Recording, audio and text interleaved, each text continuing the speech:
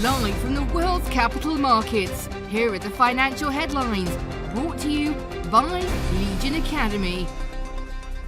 Hello and welcome to Wednesday's financial news. Stay with us for more market headlines. For a world desperate for economic growth, faced with the pandemic and the war in Ukraine, the latest numbers out of China have registered as more bad news. The world's top locomotive sputtered badly in the second quarter of the year.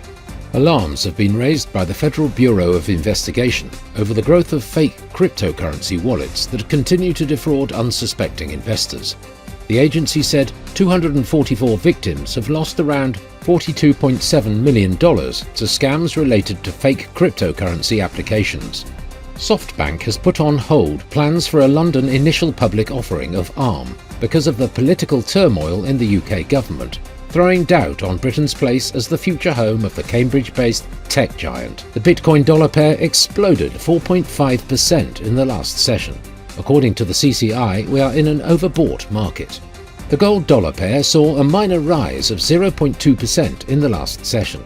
According to the RSI, we are in an oversold market. Shares of Facebook exploded 3% in the last session. The RSI is giving a positive signal. The Aussie dollar pair exploded 1.3% in the last session. The ultimate oscillator is giving a positive signal. The Eurozone's consumer confidence will be released at 1400 hours GMT.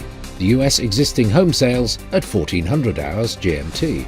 Japan's exports at 2350 GMT. Japan's imports will be released at 2350 GMT.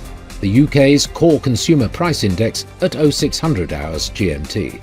The UK's consumer price index at 0600 hours GMT. We hope that you've enjoyed Wednesday's market outlook. On behalf of all of us here, we wish you a productive trading day. Be sure to join us tomorrow morning for the latest news and events from the financial markets.